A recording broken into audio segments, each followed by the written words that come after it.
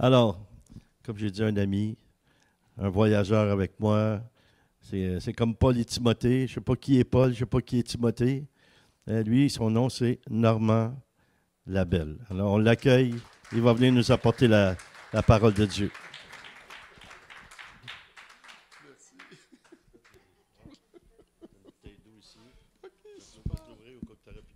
Oui, c'est ça. Je perds la voix. Merci. Mais c'est ça, on est tellement bénis. Moi, j'ai un âme voyageur depuis l'âge de 14 ans que le Seigneur m'avait dit que j'étais pour voyager. Quand j'ai connu le Seigneur, il m'avait montré à travers des rêves que je voyageais. Et quand l'Esprit nous a vraiment conduits, c'était surnaturel, là. J'habitais à Laval. Ceux qui connaissent Laval, là, c'est pas loin d'1 heure et demie de route d'ici.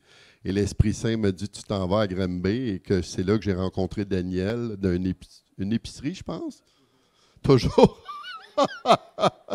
Et que là, l'Esprit nous a mis ensemble pour voyager. C'est extraordinaire. C'est vraiment... C'est les plans de Dieu. Dieu a un plan pour chacun de nous. Puis, il faut prier, Seigneur, montre-moi ton plan. Qu'est-ce que tu veux faire de ma vie? Dieu a un plan pour chacun d'entre nous. Et c'est à nous à le demander. Et ce soir, le partage que je voulais faire, je sais que Pasteur Linda en a parlé un peu dimanche. Pasteur Manon en a parlé aussi mercredi passé. Ça fait que là, je dis, OK, Seigneur, ça a l'air que c'est important. Parce que ça fait un mois que j'avais eu à cœur ce message-là. C'était de parler sur Philippiens 2.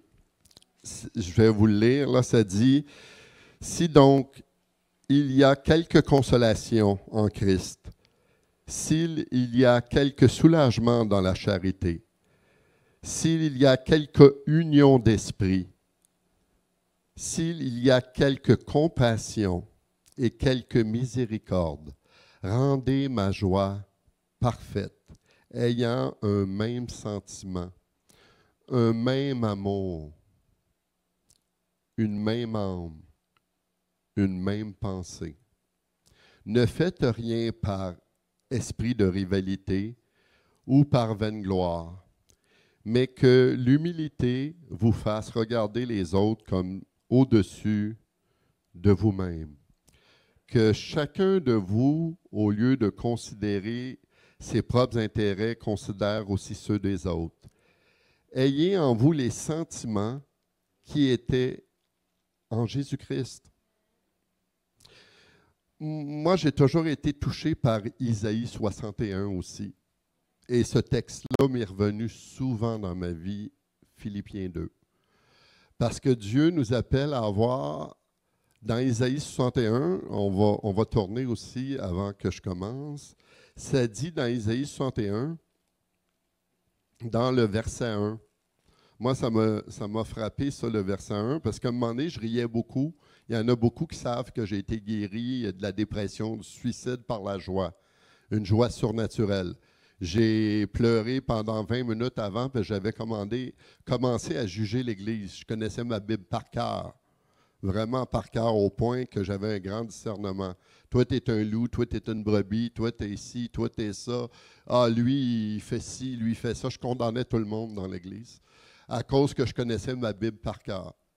Mais le Seigneur m'a enseigné quelque chose à travers un pasteur qui me dit, Normand, il n'y a aucune gloire à voir les bébites dans la vie des autres. La gloire de Dieu, c'est de guérir les cœurs blessés. Et ça, c'était comme je dirais un 4x4 qui m'a frappé. Non, je dirais même un 4x4, ça m'a frappé fort. Ça m'a resté, je te dis, ça a resté dans mon esprit, cette parole-là d'un pasteur qui m'a dit ça. Là. Je pense que ça m'a resté un mois de temps. La parole me revenait dans mon esprit continuellement. Et moi, j'avais tellement étudié les Écritures pendant 10 ans que j'étais devenu un bon juge pour juger et condamner. Et avant de vivre la joie surnaturelle, le Saint-Esprit m'a amené dans une conviction de péché pendant 20 minutes. Ça, j'ai oublié souvent de le dire, mais j'ai pleuré pendant 20 minutes et le Seigneur m'a dit, tu juges mon Église. Et là, il m'a amené dans la repentance pendant 20 minutes. Et après ça, il disait, le Saint-Esprit me dit, ce que je veux de toi. Et là, c'est là qu'il m'a amené dans la joie pendant 5 heures de temps, 6 heures de temps. Je roulais à terre. Et mon premier pasteur appelait ça les Holy Rollers des années 70. Tu as vécu un trip émotionnel des années 70. Et je le pardonne parce qu'il ne comprenait pas que c'est plus important ça que d'avoir toute la connaissance biblique de la Bible. Parce que ce que Dieu a fait à travers ça, cette expérimentation-là, Dieu a amené des guérisons dans mon cœur. Dieu, il fallait qu'il guérisse des choses dans ma vie. Et plus que l'Esprit Saint est venu guérir par la repentance que j'ai vécue et la joie ensuite, parce que j'ai dit au Seigneur, mais pourquoi tu me fais vivre 5-6 heures de joie? Il dit, c'est parce que je veux que te guérir dans tes émotions, parce que là, tu étais devenu une personne qui jugeait avec ma parole au lieu de libérer. Et là, le Saint-Esprit m'a amené dans Isaïe 61, parce que je riais tellement. À un moment donné, j'ai dit, Seigneur, ça fait 15 ans, je ris de même. As-tu d'autres choses à faire avec moi, à part de rire, là, tu sais? Il m'avait tellement saisi, là, vraiment, là, comme tu saisis un steak au feu brûlant, là. Ça fait que ça m'avait saisi. Et là, l'Esprit Saint me dit, ouvre la parole. Et là, je suis tombé sur Isaïe 61. Je vais vous le lire. Ça dit, l'Esprit du Seigneur, l'Éternel, est sur nous. Moi, j'ai changé ça. L'Esprit du Seigneur, c'est écrit, est sur moi, en parlant de Jésus. Mais aujourd'hui, c'est l'Esprit du Seigneur est sur nous, ceux qui croient. Nous sommes des croyants. Alors, si nous sommes croyants et nous sommes baptisés de l'Esprit de Dieu, l'Esprit du Seigneur est sur nous, les vrais croyants. Car l'Éternel m'a oint pour porter de bonnes nouvelles aux malheureux, et il m'a envoyé pour guérir ceux qui ont le cœur brisé, pour proclamer aux captifs la liberté et aux prisonniers leur délivrance, pour publier une année de grâce de l'Éternel et un jour de vengeance de notre Dieu, pour consoler tous les affligés, pour accorder aux affligés de Sion, pour leur donner un diadème au lieu de la cendre, une huile de joie au lieu du deuil, un vêtement de louange au lieu d'un esprit abattu, afin qu'on les appelle térébins de la justice, une plantation de l'Éternel pour servir à sa gloire. Et ça, ce chapitre-là, Isaïe 61, ça s'adresse à nous tous. Tous ceux qui croient, dans Marc 16, c'est écrit, ils chasseront des démons en mon nom, ils guériront des malades. Jésus était rempli de l'Esprit Saint. Continuellement, il était en communion avec son Père et son Père le remplissait de l'onction du Saint-Esprit pour accomplir les œuvres que son Père lui révélait dans sa chambre. Lui, il n'était pas dans la chambre, il était dans le désert. Mais nous, c'est pour la même chose pour nous. On doit s'approprier la parole dans nos cœurs et la faire nôtre. La parole doit être nôtre en nous et se l'approprier comme si le Verbe s'incarne en nous personnellement. Et lorsqu'on s'incarne à travers la parole, on la vit pleinement, on va accomplir les œuvres de Jésus. Comme dernièrement, le Seigneur il a permis que je rencontre une personne dans les hommes d'affaires. Et cette personne-là, elle souffrait beaucoup. Et là, l'Esprit Saint, il y avait eu un temps vraiment d'adoration, de louange très fort. Et là, l'Esprit Saint me dit, il me pointe vers quelqu'un et moi, je focus. Je regarde quelqu'un, là, et là, je suis saisi par l'Esprit. Et là, je regarde, et là, je regarde, et là, l'Esprit commence à me parler sur la personne. Moi, ça m'arrive comme ça. Et c'est arrivé pour une jeune femme qui était là. J'avais vu qu'elle avait une sacoche, elle avait un petit ourson en arrière de sa sacoche. Et là, comment l'Esprit Saint commence à me parler sur sa vie, sa souffrance, comment est-ce qu'elle souffrait, comment est-ce qu'elle voulait mourir, qu'elle était suicidaire. L'Esprit Saint commence à me parler sur sa vie. Et je crois qu'on est tous appelés à marcher dans les mêmes sentiments, comme je parlais tantôt dans Philippiens 2, dans les mêmes sentiments qu'étaient en Christ. Et lorsqu'on voit des gens comme ça, notre cœur en dedans brûle de compassion, parce que je crois que cette compassion-là vient du Christ et que Dieu nous appelle à marcher dans la compassion. Pas juste arriver et d'annoncer l'Évangile, que Dieu te bénisse, puis bonne journée. Ça, c'est trop, moi j'appellerais ça religieux. Désolé là, pour ceux qui nous écoutent, là, mais j'appelle ça religieux. Dieu ne veut pas qu'on soit religieux. Dieu veut qu'on soit rempli du Saint-Esprit. Que la parole de Dieu devienne vivante en nous et que cette parole transporte l'Esprit de Jésus, que les gens nous voient. Hey, lui, il sent Jésus. Il y a l'odeur de Christ en lui. Dieu nous appelle à avoir cette odeur de Christ en nous. Même l'apôtre Paul en parle dans Corinthe, dans les Épîtres aux Corinthiens. Alors, le Seigneur nous appelle vraiment à dégager la vie des gens, de leurs soucis, de leurs problèmes, de les aider si on le peut. Et si je continue dans le verset 4, dans Isaïe 61, il dit « Et ils rebâtiront sur d'anciennes ruines, il relèvera d'antiques décombres. Ils renouvelleront des villes ravagées, dévastées depuis longtemps. » Et moi, le Seigneur, quand j'avais lu ça, le Seigneur me dit, « Toi, tu as été dévasté dans ta vie, tu as eu un père violent qui t'a battu, qui t'a sacré après, qui t'a envoyé dehors à 3 heures du matin avec ta mère, puis mes autres frères et sœurs. Et le Seigneur m'a amené, parce que j'ai connu Jésus à 14 ans, j'en ai, je pense, 58 aujourd'hui, et non, je ne suis pas sûr. J'ai de la misère à me rappeler. Et le Seigneur, à travers ça, il m'a amené à comprendre que mon père était blessé en mal d'amour. Et souvent, quand on rencontre des gens qui sont blessés en mal d'amour. Et en même temps, prenez-le comme un message d'évangélisation, qu'est-ce que je vous apporte là? Parce que c'est le cœur de Jésus. Isaïe 61, c'est le cœur de Jésus. Et c'est pour ça que je voulais que Nancy chante le chant, qui est un chant de Glorious, qui, justement, il explique exactement les mêmes choses que l'Esprit Saint m'avait mis à cœur de partager. C'est le cœur de Jésus pour les gens qui nous entourent. Parce que les gens dans le monde n'ont pas aucune source à part, je dirais, le matériel, le sexe, l'argent. Puis c'est rien, c'est vide. C'est totalement le vide. Il s'accroche dans des choses totalement vides. Ça n'a aucun poids, ça n'a aucune espérance. Et je comprends pourquoi que tant de monde au Québec veulent se suicider. Parce que c'est juste des choses vides.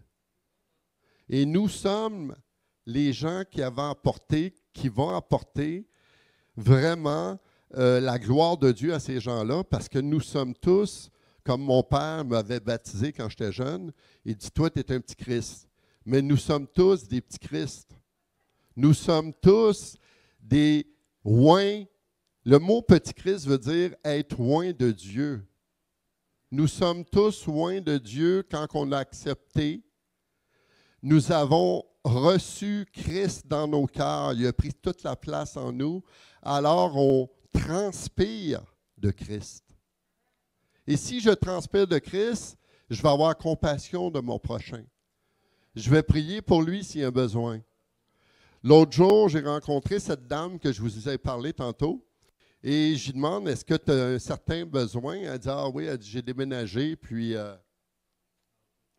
j'ai été pris dans l'alcool, j'ai été pris dans le désir de mourir. J'ai juste la soif de mourir, je ne veux pas vivre. Alors, quand j'ai commencé à lui parler, parce que j'ai donné la parole que j'ai reçue à cette dame que je vous ai parlé au début, et à un moment donné, l'Esprit Saint me dit, « OK, demande-y c'est quoi ses besoins. » Parce que si on veut connaître les gens dans l'amour, on va aussi s'intéresser à eux et dans leurs besoins. Et là, elle me dit, « Ah, j'ai besoin d'un poêle, un frigidaire, j'ai rien de ça. » Je dis, « Ah oui, OK. » Puis 2 tabourets. Je dis, « OK. » Fait que là, tout à coup, moi, j'avais déjà un frigidaire dans mon garage. Agnès savait, j'avais un frigidaire. Fait qu'elle voulait l'avoir noir. J'ai dit, OK, j'ai un galon de peinture noire, je l'ai peinturé noir, elle voulait l'avoir noir. Regarde. Il était là, il dormait. Et là, les tabourets, je les ai eus vraiment pour une bouchée de pain. C'était ridicule. Ça fait que là, j'ai dit, hey, j'ai 2 sur 3, c'est quand même bon. Fait que là, j'ai été porté et là, j'ai commencé à y parler plus du Seigneur. Elle me dit quand elle était jeune, elle était au Seigneur, elle a quitté les voies de Dieu, elle était vers le monde. Elle est tombée dans l'alcool, dans l'alcoolisme, parce qu'à cause de son mal de vivre. Et malheureusement, là où qu'elle était, il ne prenait pas soin d'elle, parce que ses parents étaient croyants aussi, mais il ne prenait pas soin du cœur. Alors, juste dire que Dieu te bénisse, puis va-t'en, ça ne suffit pas. Ça ne suffit pas. On doit avoir la compassion de dire, OK, tu as un besoin, OK, je vais voir qu'est-ce que je peux faire pour t'aider. Parce que ça, c'est le cœur de Jésus. Jésus ferait ça, lui, ici, aujourd'hui. Il ferait la même chose, il aiderait son prochain, il dirait, OK, si je peux t'aider dans ce domaine naturel-là, comme dans le domaine surnaturel. Parce que la Bible dit que si tu aides ton prochain, je ne me souviens plus du verset exact, mais ça dit, si tu aides ton prochain dans le temps de la détresse, Dieu va venir te délivrer au temps opportun. Mais si toi, tu te soucies de l'autre qui est dans la détresse, Dieu, quand toi, tu vas être dans la difficulté, il va venir prendre soin de toi. Si je ne me trompe pas, c'est dans les Proverbes. Si je ne me trompe pas, là, c'est dans les Proverbes que j'ai lu ça. Alors, c'est pour vous dire que quand tu es animé du cœur de Christ, tu vas vouloir aider les autres et c'est un projet d'évangélisation. Des fois, on pense, il faut que je parle de Jésus à tout coup. Non, moi, j'ai fait ça, je me suis assis, a commencé à me parler, la personne, et j'avais prié beaucoup depuis peut-être 3-4 mois. J'avais demandé à des amis de prier aussi. Et là, de plus en plus, elle est intéressée, elle est touchée. Et là, j'ai parlé avec ses parents, son père, sa mère. Et là, le Saint-Esprit me dit, invite-les chez vous. Ils ont besoin de vacances. Et là, j'ai regardé sa mère, elle avait l'air le visage à terre, là. Fait que là, j'ai dit, ouais, je pense qu'elle a besoin vraiment de vacances. Et là, je l'ai invitée. Et aujourd'hui, juste avant la réunion, elle m'a texté, elle a dit, mes parents veulent venir chez vous, oui. Fait que c'est une démonstration d'amour. Et lui, son père, fait 40 ans qu'il est au Seigneur. Et quand je l'ai vu l'autre jour, quand j'ai été porter le poêle et les tabourets, son père il me dit, Normand, il dit, moi, j'aimerais ça partir une église à Radun, dans une maison. Et là, il dit, moi, il dit, je ne me sens pas à l'aise de faire ça, mais il dit, est-ce que tu voudrais m'aider à démarrer ça? J'ai dit, moi, n'importe où, ce que je peux parler de Jésus, pas de problème avec ça. Je vais aller partout ce que l'Esprit va me conduire. Et c'est ça, cet homme-là m'a parlé. Il m'a demandé ça. Et moi, j'ai dit, n'importe quand tu passes ça, tu as besoin d'aide, je suis là, je suis disponible. Et cet homme-là, lui, ça faisait un petit bout de temps qu'il avait quitté son assemblée parce qu'il avait été déçu, parce que c'était la parole, mais la parole sans vie. Et c'est triste. La parole de Dieu, elle est vivante. La parole de Dieu, elle produit la vie. Mais si je l'étudie uniquement par mon intellect, elle ne produira pas la vie. Et moi, je l'ai vécu ça. Les 10 premières années de ma vie, c'était la parole à chaque jour. J'en ai tellement mangé que j'ai fait une indigestion et des migraines. Parce qu'à un moment donné, j'ai compris que ce n'était pas la connaissance qui me sauve, mais c'est mettre la parole de Dieu, comme dans Jacques qui est écrit, mettez la parole de Dieu en pratique.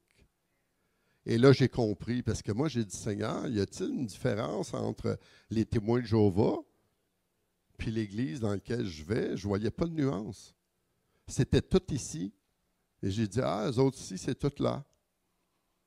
Ça fait qu'à un moment donné, Dieu, dans la parole, il est écrit dans Romains 8, on n'a pas été sauvés ici.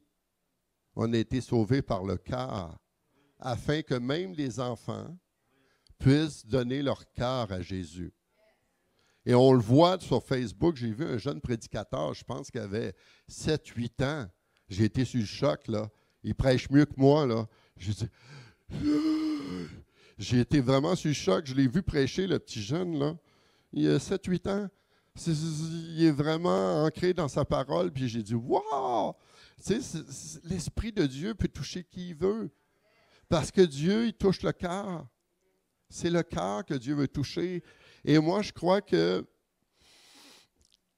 Dieu va réformer son Église pour que son Église rentre dans la pensée du cœur de Jésus, qui est Isaïe 61. Jésus était ému de compassion. Et cette compassion-là, on doit la vivre, on doit aider notre prochain. Même il y a des versets qui disent « Ne vous lassez pas de faire le bien, car vous allez récolter au temps convenable. » Et l'important, c'est de tout prendre selon la gloire de Dieu. Seigneur, tu veux que j'aille cette personne-là, tu l'as mis sur mon chemin, je l'aide. Point final. Le résultat t'appartient. Mais si cette personne-là, elle se convertit dans 5 ans à cause qu'elle va se rappeler de l'aide que j'y ai apportée, là, 5, 10 ans en arrière, c'est pas important. L'important, c'est que Dieu l'ait touché. Et que la compassion que j'ai eue, c'est une compassion que toucher des âmes pour Christ. C'est comme j'ai entendu parler du prédicateur qui avait prêché pour... c'était qui était là? Non, c'était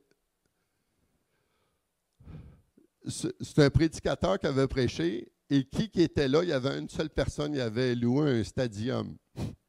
Et il y avait une personne qui l'écoutait. Et en fin de compte, il est devenu Billy Graham. Voyez? Une seule personne. On ne sait jamais ce que Dieu peut faire. Ça fait qu'il ne faut jamais se relâcher, même on est en vacances. Moi, j'aime beaucoup parler du Seigneur. Je voyage avec Daniel dans l'aéroport, n'importe où. On parle de Jésus tout le temps. Je suis sur le net, les gens m'écrivent, je leur parle de Jésus. Les gens disent, ouais, il est fatigant. Lui, il est toujours avec Jésus. Mais ils savent la couleur que je suis. Ils savent la personnalité que je suis. Ils savent que lui, il est branché, il est fou, comme ce chant-là qu'on a chanté. Être fou de Christ, être un passionné. Et lorsque tu parles de Jésus, dans la plus petite des choses que tu penses que toi, ça ne touche pas, mais on ne sait jamais qu'est-ce que l'Esprit a fait dans le cœur de la personne. Alors, moi, je me dis, Seigneur, c'est les fruits qui comptent. Et des fois, je ne voulais pas le raconter parce que la Bible dit de ne pas dire qu'est-ce que tu fais, que ta main gauche ne cherche pas ce que la droite. Mais je veux donner des exemples que Dieu nous appelle à être des petits Christ, des gens oints qui vont aider l'autre, qui va aider son prochain, qui va des fois arriver au centre d'achat, comme une fois, je ne sais pas, je l'avais compté, mais j'avais une parole pour une personne et la personne, je regarde la personne, là, je dis, Seigneur, je ne peux pas lui donner, il y a trop de monde. Alors l'Esprit Saint il dit, finis de manger, puis tu vas aller après ça la voir. Je dis, OK. Là, je regarde, elle est encore avec plein de monde. Je dis, OK, ça ne marche pas. Fait que je vais oublier ça. J'arrive, je fais le tour du magasin, j'avais de quoi acheter, je ramasse un article, je passe à la caisse. Et quand j'arrive à mon auto, qui était devant moi? C'était la dame en question. Fait que là, j'ai dit, c'était vraiment le Seigneur qui voulait que j'y parle. Alors, j'ai dit, le Seigneur me montre que tu es appelé à gérer ton don et ta destinée, ça va être dans le domaine de gérer des trucs. Dieu t'appelle à gérer des... Je voyais IGA, j'ai dit, je te vois dans IGA, tu vas gérer dans IGA, tu vas gérer, c'est ta destinée. Et cette femme-là, peut-être qu'elle avait quoi, maximum 22 ans, était jeune. Je suis certain qu'elle se posait des questions. Et quand j'ai dit ça, tu avais un gros sourire. Et là, elle a dit, ben, je suis déjà assistante gérante. Fait que là, wow, ça confirmait que Dieu était pour l'appeler dans la gérance. Et c'est là que tu vois que l'Esprit Saint, moi j'ai juste dit à la fin, j'ai dit à la fin, la madame, j'ai dit, vous savez, ça ne vient pas de moi. Ça vient de Jésus, ce que je vous dis. Et je vous demande de ne jamais oublier qui vous a dit cette parole-là pour vous. C'est Jésus. Des fois, ce n'est pas toujours essayer de dire « Hey, t'as-tu accepté Jésus? » Premièrement, ils ne comprennent rien de ça. Parce que des fois, on a des termes qu'on ne doit pas employer parce que ça fait peur aux gens. T'es-tu lavé dans le sang de l'agneau? Mon Dieu, moi, je courais loin parce que je dirais que c'est une secte. Tu sais, des fois, on a des mots là, qu'il ne faut pas utiliser. Il faut, comme Jésus, moi, j'ai commencé à méditer l'évangile de Jésus. Et là, Jésus parlait d'un arbre. Jésus parlait de la terre. Jésus parlait d'un jardin. Jésus parlait des choses simples. Alors, comment je vais rejoindre quelqu'un dans la rue si je ne suis pas capable de parler son langage? Je ne pourrai jamais le rejoindre. Mais si, par l'Esprit Saint, je ressens son réel besoin à la personne qui est devant moi, par l'Esprit de Dieu, je vais pouvoir rencontrer son besoin. Et la plupart du temps, quand tu rencontres son besoin, c'est très rare qu'ils ne disent pas oui pour... moi, je leur dis, est-ce que tu connais Jésus? Et là, je leur demande, est-ce que tu voudrais simplement donner ta vie à Jésus? Parce que moi, c'est lui qui m'a animé, c'est lui qui m'a donné cette parole-là pour toi. Comme un autre, c'était une madame qui était malade. Le Seigneur m'a dit, prie pour elle, elle a un problème avec l'épaule droite. OK, Seigneur. Je lui dis, est-ce que vous avez un problème avec l'épaule droite? Elle me dit oui. J'ai dit, vous avez une bursite? Elle dit oui, c'est ça. Ça fait des années que j'ai ça. J'ai essayé beaucoup de médicaments, il n'y a rien qui marche. Fait que j'ai dit, est-ce que je peux prier pour vous? J'ai prié pour elle. Puis après ça, je suis parti continuer mon travail. Et à la fin de la journée, elle dit, Normand, j'ai plus jamais eu mal à mon épaule depuis que tu as prié. Et là, après ça, j'ai dit, est-ce que tu voudrais recevoir l'auteur de ta guérison? Parce que Jésus, on voit dans le Nouveau Testament, il manifestait toujours l'amour du Père en premier. Toujours. Manifester la bonté de Dieu en premier. Et ensuite, tu leur dis, est-ce que tu voudrais goûter maintenant à l'auteur? Parce que ce n'est pas moi, c'est Jésus. Et lorsque tu fais ça, ça touche les gens parce que les gens disent, wow, il a touché mon besoin. Jésus touchait les besoins des gens. Et c'est ça qu'il faut devenir des gens comme le Christ, à l'image de Christ. On était appelés à être à son image et à sa ressemblance. Et si je réponds aux réels besoins des gens, bien, je touche leur vie et je leur amène l'Évangile. Je leur amène de cette façon-là. Et toujours d'une façon où ce que la personne, même si elle te dit non, là, on ne sait jamais la semence que tu as faite. Moi, j'ai semé plus que j'ai récolté dans ma vie. Mais un vieux pasteur de l'Armée du Salut, il m'avait dit, Normand, ne te décourage pas parce qu'il dit, là, il m'a donné dans Corinthiens, il dit, Paul a semé, Apollos a récolté. Et l'important, c'est qu'un jour ou l'autre, Dieu va amener la récolte à quelqu'un. C'est ça l'importance. Moi, aujourd'hui, je prêche un royaume. C'est le royaume de Dieu. Parce que Jésus prêchait le royaume de Dieu. On est appelé à prêcher son royaume puisqu'on ne sait jamais quand Jésus revient. Et si Jésus revient dans 5 ans, ou je ne sais pas quand, ou dans 4 ans, bien au moins, je ne sais pas. Puis ça, moi, l'important, c'est pas de faire peur aux gens avec ça. Moi, mon importance, c'est d'encourager les gens à être prêts. Parce que si j'essaye de faire peur avec des dates aux gens, je n'amène pas des vraies conversions. J'amène des gens à éviter d'aller en enfer. Non, Jésus n'est pas intéressé. Jésus veut des vrais cœurs. Jésus il veut des vraies conversions qui viennent du cœur. Comme avec Daniel, je me souviens plus si Daniel l'avait compté, on était en France, on avait, mon Dieu, cherché 25 minutes, une demi-heure, une église, et en fin de compte, pour faire une histoire courte, on a fini par rejoindre la pasteur, il n'y avait aucune adresse, aucun signe d'église, rien qui pouvait dire qu'il y avait une église dans ce bâtisse-là. Et Daniel avait couru 4 étages pour essayer de voir tout à coup, puis moi j'en ai fait aussi des étages, puis on ne voyait pas personne. Et il y avait un jeune qui était amené là, poussé par l'Esprit de Dieu. Il avait maximum 22 ans. Et ce jeune-là était un médium. Et c'était impossible. Nous, on se disait, Seigneur, on est rempli du Saint-Esprit, on prie. Puis on a de la misère à trouver l'église, et lui, divinement, il a été poussé à aller là. C'est fort. C'est très, très, très fort. Moi, je dis, c'est parce que Dieu, il a dit, toi, là, tu n'es pas dans le bon camp, il faut que tu changes de camp. Des fois, on ne pense pas ça, mais le jeune homme a fait la prière de repentance avec Daniel, puis l'autre pasteur qui était là aussi de l'église, il a fait un suivi. Même à la fin, Daniel a demandé, il dit au pasteur, est-ce que vous le connaissez, ce jeune homme-là? Je pense qu'il était 20 dans l'église, je ne me rappelle plus du nombre. C'était pas beaucoup de monde qu'il y avait là. Mais le pasteur a dit non, j'ai demandé, puis il n'y a personne qui connaît ce jeune homme-là. Il est arrivé comme ça dans l'église. Pour vous dire comment l'Esprit Saint voulait l'amener dans l'autre camp. Il était dans les ténèbres et ce jeune homme-là, il est rentré dans la lumière. Fait que comment Dieu le fait? C'est son problème. L'important, c'est que Dieu a sauvé un autre homme encore à ce moment-là. Moi, je me réjouis que le Christ ait prêché, puis que ce jeune homme-là, il a dit à la fin, il a été baptisé du Saint-Esprit, il a reçu Jésus, il a tout eu.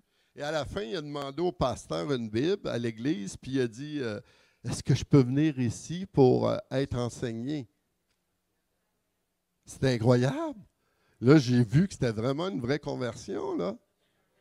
C'est là que tu te dis, wow, Seigneur, tu es merveilleux.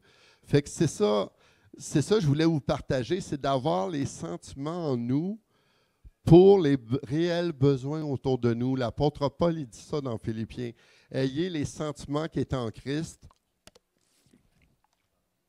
parce que Dieu nous appelle à relever des villes. Dieu nous appelle à relever des gens partout autour de nous, peu importe l'endroit où on va, où on voyage. Dieu nous appelle à relever des vies, à ramener des vies dans le droit chemin. Et moi, je me réjouis de ce que le Seigneur veut qu'on fasse ça, même pendant les vacances. Moi, je dis pas aux gens, faites ceci comme ça. Je fais juste dire, si l'Esprit vous inspire pendant que vous êtes en vacances de parler à quelqu'un, faites-le. Comme un enfant. Soyez spontané.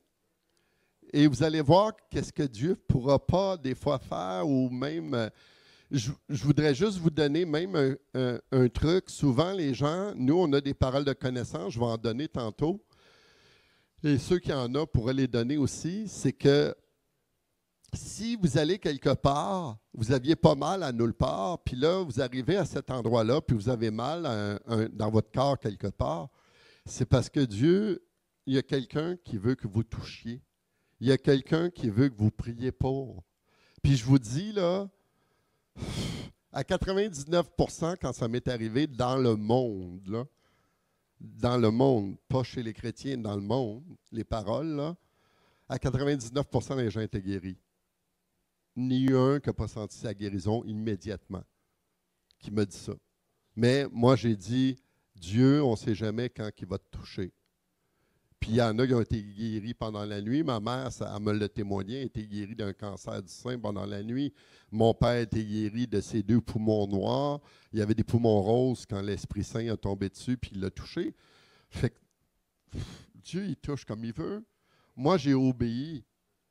C'est pas important qu'est-ce que la personne vous dise qu'elle est guérie immédiatement ou pas, là. Ça, on appelle ça un miracle en passant.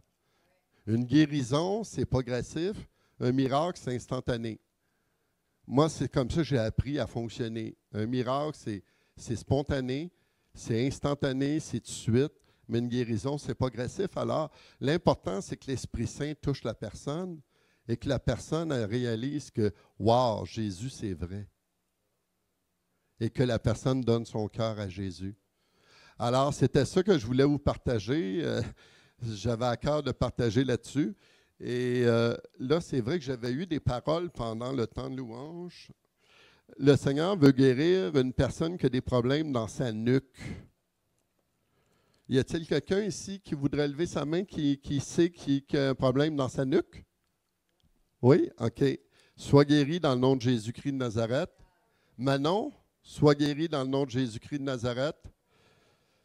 Et un autre, c'était dans l'épaule de droite. Je cherche ma feuille. Oui. Mais je voulais être sûr de ne pas les oublier. Un autre, c'était dans l'épaule de droite. Est-ce qu'il y a quelqu'un qui a un problème avec l'épaule de droite? 1, 2, 3, 4. OK. OK. Seigneur, dans le nom de Jésus, je commande à tous ceux qui ont des problèmes avec l'épaule de droite d'être guéris maintenant au nom de Jésus-Christ de Nazareth. Recevez votre guérison. Maintenant. Amen. Ou même ceux sur Internet qui avaient mal dans l'épaule ou qui avaient aussi le problème avec le cou aussi. Recevez votre guérison. Et il y en a un autre, c'est dans le dos. Tu as une douleur comme un point dans le dos samedi, une douleur de fatigue. Alors, reçois ta guérison. Je ne sais pas c'est qui, ça peut être sur le net aussi. Des fois, les gens ne lèvent pas la main dans la salle, mais sur le net, il y a quelqu'un qui a un problème. Ah, c'est toi? OK. Chantal, reçois ta guérison dans le nom de Jésus-Christ de Nazareth, que toute fatigue quitte son corps au nom de Jésus. Amen. Merci Seigneur de la guérir complètement. Amen. Est-ce qu'il y avait d'autres personnes qui avaient reçu des paroles? Daniel, y avait-tu des paroles? Nancy, t'avais-tu des paroles? Et je sais que Nancy voulait apporter un autre chant aussi. Non? Oui. Tu peux en faire un.